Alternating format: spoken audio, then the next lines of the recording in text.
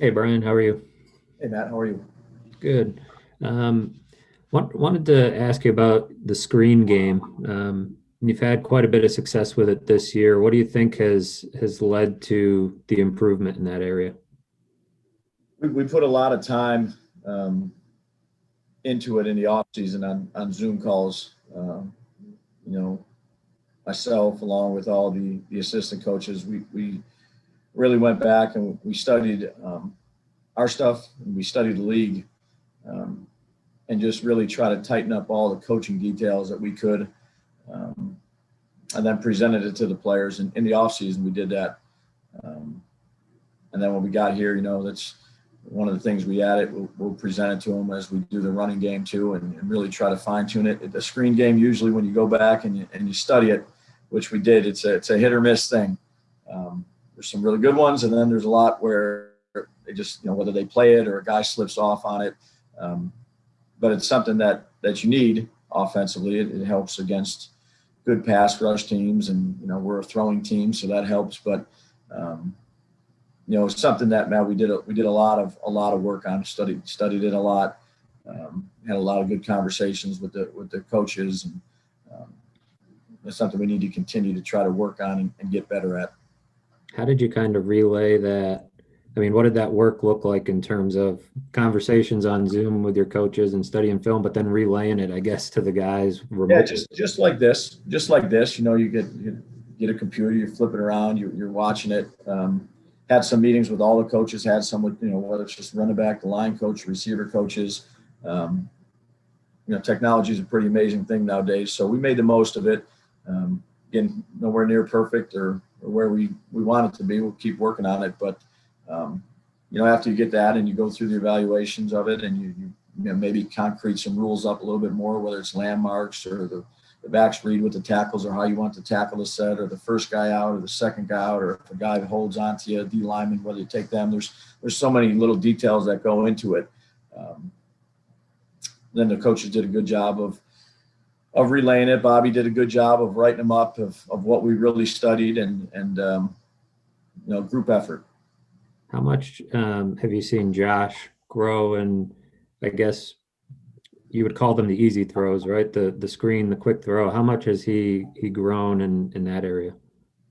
Yeah, I think probably like all the other areas, it's Yeah. it's not just the touch, it's the eye control, it's the make the drop look exactly like you are in the pass game. It's whether you want to look off or you want to look at the guy, like there's the quarterback is just as important on those screen games. Maybe the throw and all that stuff is obviously has to be there, but the little tiny things that he can do to help out those. I think Ken and Shay and those guys did a really good job coaching up the details on that too. Thanks, Brian. Thank you. Good question. Hey, Brian, John Warren, Pete. Hey, War. Hope you had a good Sunday off, or at least got some time to relax. But a lot is, we always hear a lot about how Josh Allen is maturing into a leader and has matured in his development. But it's rare that fans get to see the unfiltered version of Josh and him finding maybe the right things to say and doing it even bluntly, as we saw in that video of the post, celebration, breaking the huddle in the locker room in Denver. Just what do you make of, just the unfiltered way he put it, but said it forcefully. And I'd like to get a bleeping Super Bowl champion shirt. What do you make of what do you make of that? And when we get to see that side of him? Well, he's our leader of our football team, and this is his third year. Uh, we all on our team have of an ultimate goal, but I think his focus on one game at a time and how he's approached the season and how he's done it since he's been here. Y'all know what a fan I am of Josh Allen, and I've been since he's been here. Before the draft, uh, he he's just a really good leader for us, John. He speaks his mind. He's humble. Uh, we all have goals that we want to achieve as a team, and that was the first one. And I think that he was happy about how he played and his performance, but there's a big picture to this thing too, and you can't get too high or low in this league. It'll hit you pretty quick if you do. And I think that's just, his way of saying that's kind of on to the next week pretty quick. And that's how he is. And that's not coach speak or anything. That's the way he is.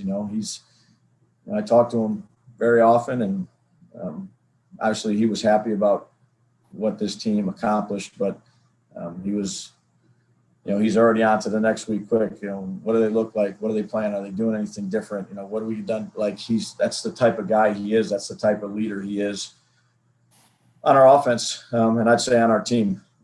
So I'm just proud of him. I've been proud of him since the day he walked in the door, and he needs to continue to get better. He knows that. We all do, and it's just a pleasure to be around, a pleasure to coach. And I might be repeating myself, but in a different way. When Josh, a couple of weeks ago, the answer you were looking for?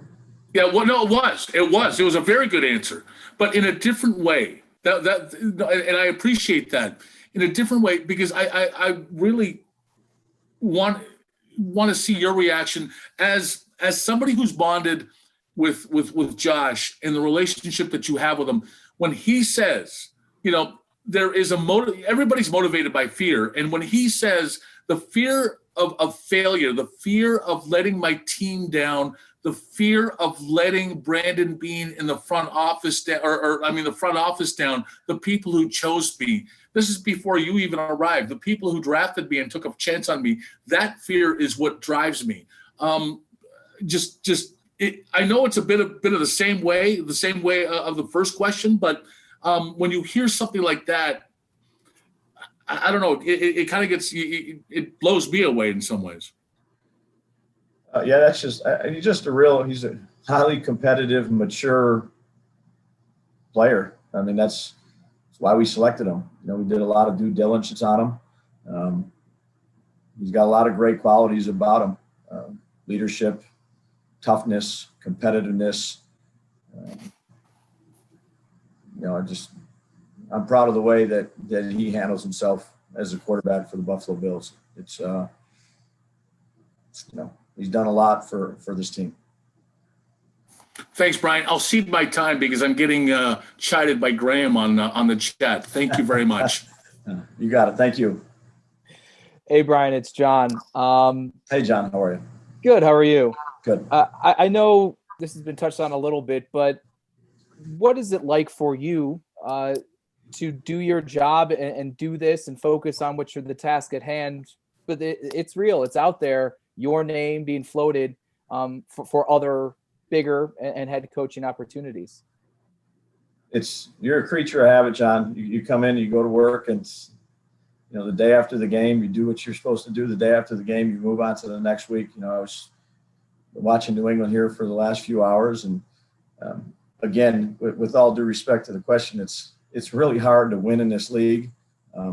Fortunately, I've been in it for a long time, for 20 years, and you just learn real quick that you better focus on the thing that you can control, the task at hand, and whether things are good outside or bad outside, you can't control those. You can't let your mind drift into those, because then you wouldn't be doing your job as good as you can do it, and that's what you need to do. Everybody, whether it's an assistant coach, a player, an equipment guy, a video guy, particularly at this time of year, when obviously we qualified for the tournament,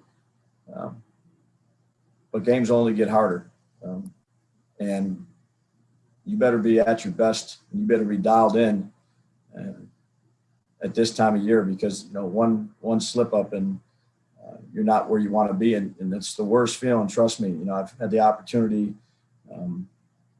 to work and coach in some big games, and win some division titles and all those other things.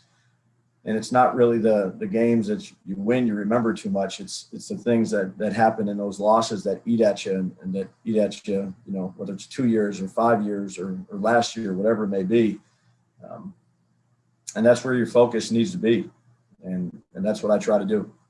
A lot of those memories I know are rooted with your time with New England. I know you've faced them before. I know you've been there before, but even having done those things since leaving there, just facing them or being back in Foxborough, does that conjure up any different feelings for you than a normal game? No, I mean, you have a tremendous amount of respect for the people that you worked with there, and whether it's from ownership or the head coach or the assistant coaches, but when you're in this league for 20 years, you're playing a team that you worked with somebody, or whether it's in the scouting department or not. So just a lot of respect for those guys and how they go about their business. And it's always a challenge, whether it's New England or the Jets or Miami when you're playing in the division. And it will be for us this week. They're the 7th ranked scoring defense in the league. So it's really the next game, John. That's hate to give you coach speak, but that's really what it is. No, I believe you. I appreciate it, Dave. Thanks. Thanks, John. Hey, Brian, Dan Fates in Rochester. Hey, Fates, how you doing, bud? Good. How are you? I'm doing all right. Thanks. It was interesting when you get to see, I feel like when we get honesty in this business, it hits a chord with us. And Josh said that the deep ball that he threw to Stephon Diggs in the third quarter, he called for, and you gave it to him. I guess, how often does Josh call for plays this season, or as he's grown into this system? Yeah, and I've said this to you before, Dan. It's such a collaborative effort, and there's things that happen throughout a game, or something somebody notices, whether it's Josh or whether it's Diggs or Bees or Dion or whatever it may be. Those guys, good information for a coach, whether that's an assistant coach, a coordinator. That's what you're looking for. It's such a collaborative effort. There's the ones out there doing it.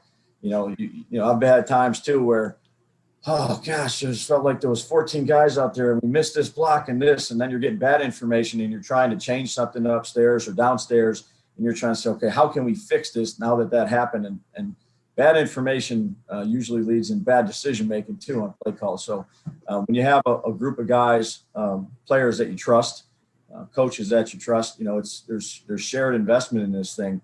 It's the greatest team sport in the world. So there's not another guy that I have more trust in than Josh. So if he's asking for something downstairs or he sees something, he's usually right on with what he sees out there or feels, and he's got good communication with the guys and the skill guys and the players. And as a leader, that's what I would hope he would do. And as long as it's the right information, that's good. And he's pretty good at that. So and you guys know the confidence that I have in him. And yeah, and I know it was talked about last year when you made the decision to go up in the booth, and it hasn't, it just seems like it's continued to roll. Is that changed? Do you take more input for guys now that are on the field, and the vibe and the communication between you and Josh now that it's separated? No, not really. I mean, we have a very good staff, and we have good players in terms of the communication process of it, and that's a testament to Brandon and Joe and Dan and Terrence and Malik and all those guys that bring these guys in. We look for smart, tough, dependable guys. And when you have that, and you have a team that can openly communicate and see things the way, and you got to teach it. You got to make sure you're teaching the right stuff to them so that their information is good information back to you. And again, it's not just the quarterback. It could be a center. It could be a lineman. It could be Skip, the running back coach, Doris, the quarterback coach, the line coach. Look, we're in this together. It's a team sport, and a collaborative effort. And that's how we've set this thing up. We've got a lot of trust in the guys that work with and that play for us. Thanks, Dave. Thank you. Hey, Brian, Jordan LeBarber here with Bears.com. How are you? Good. How are you? I'm doing good. Your name's up, no picture. Yeah, you know what? Believe it or not, I got the last laptop without a camera. Okay, I got you. Whoa. Kind of a funny stat that came out. It looks like Stephon Diggs has more production on his routes than any other receiver on any other route. You broke up, Jordan. Sorry. Stephon Diggs has more production on hitch routes than any receiver in the NFL on any other route. I guess I'm wondering what you think plays into that, whether about his game or maybe even his communication, timing with Josh. Yeah, I don't know. I think he's pretty productive on all his routes. I think there's he runs a wide variety of routes, and I'd say he lines up in a wide variety of places. So didn't know that stat, but whether there's places to go with the ball for Josh, and if they give us the right look based on the play that we have, that's where he's going to go with it. Obviously, from the sound of it, there's a bunch of hitch routes in there. Okay, thank you. Yep. Hey, Brian. You said earlier. Good. How are you? Good, thanks. You said earlier that you had started on New England. I'm sure you've probably gone back and watched the first game. What did you make of that performance by Josh? And what challenges does this defense? I know Stephon Gilmore will be out, but what challenges does this defense present for you guys next Monday night? Well, they're well coached. They have good players. They don't give up a lot of big plays. They don't give up a lot of points, and that's usually the making of a good defense. Playing good red zone defense, not giving up points, being good tacklers, not giving up big plays.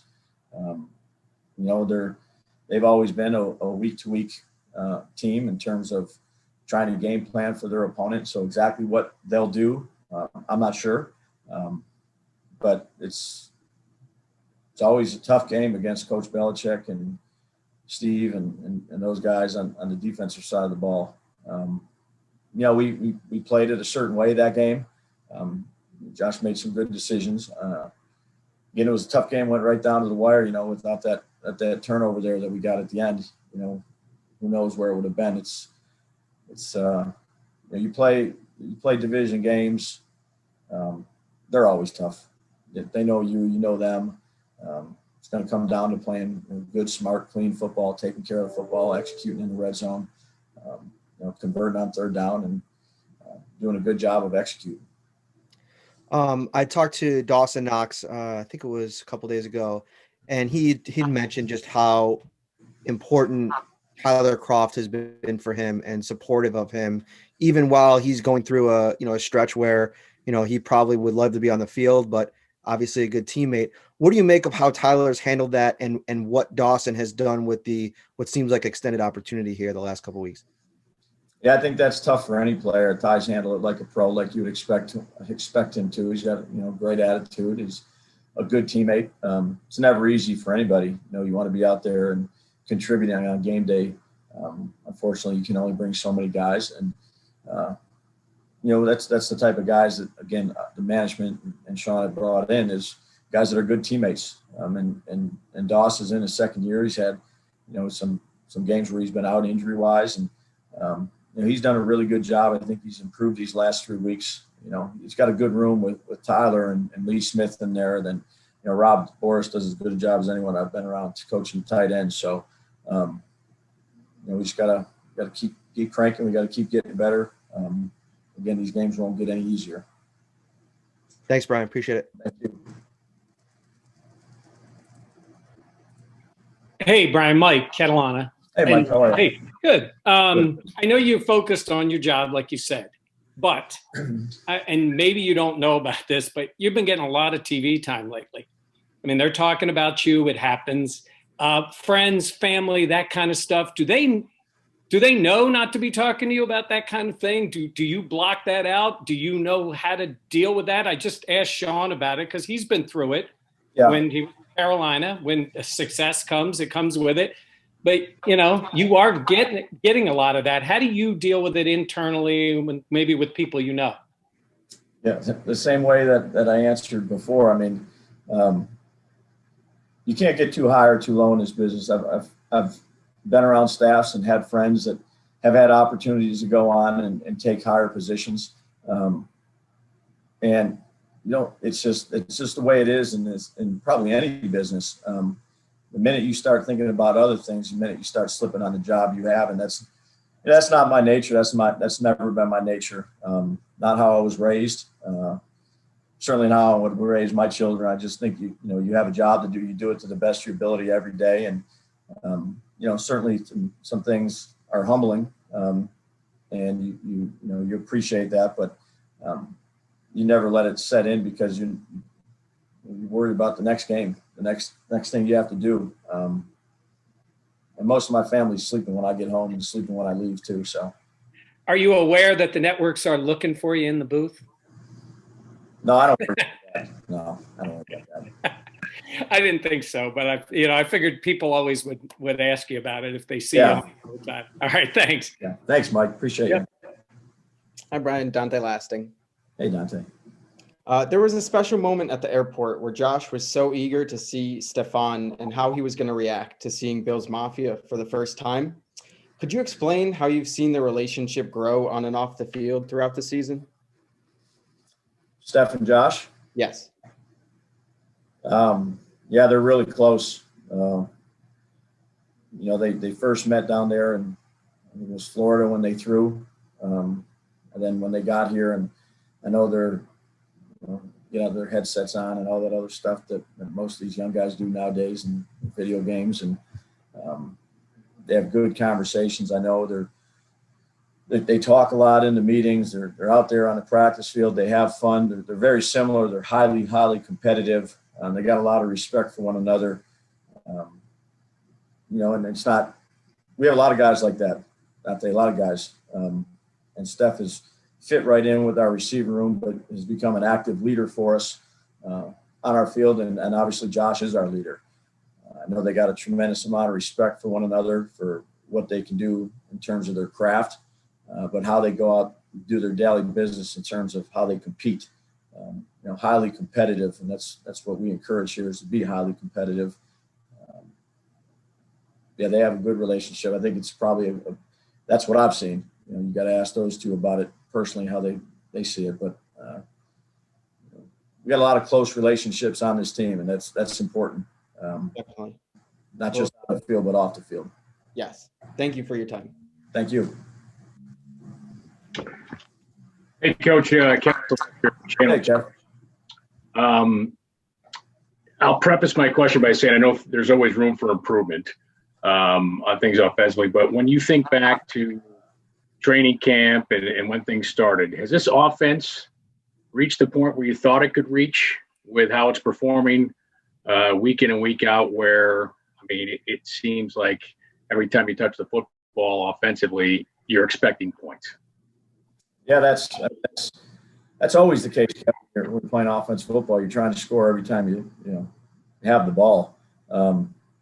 It's been a growth process for us here. We've had to figure out our pieces and the pieces that whether it be Steph or whether it was Gabe or Reggie came in now, and where everybody kind of fits. And again, you didn't really get to see that in the OTAs, obviously. So you had to kind of go fast forward it pretty quick and see what you could do in training camp. And each week it's gotten a little bit better. We kind of feel we know who we are right now. And again, every week for us is different based on what we're getting and how we're getting played. But, you go back to the foundation of what we believe, which is do a good job of playing smart and tough and dependable and being high character, have great work ethic, put the team first, and, use our pieces the way we can use them. They've done a good job. We're going to continue to need to do that. We left too many points out on the board against Denver. We had 3 touchdowns called back, didn't execute well enough in the red zone.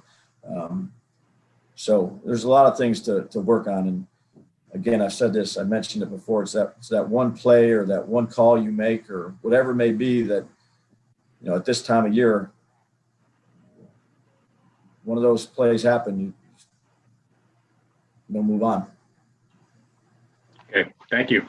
Thanks, Jeff. All right, that's all for today. Thanks, Daboll. Hope you guys have a great holiday next week here, and appreciate the time.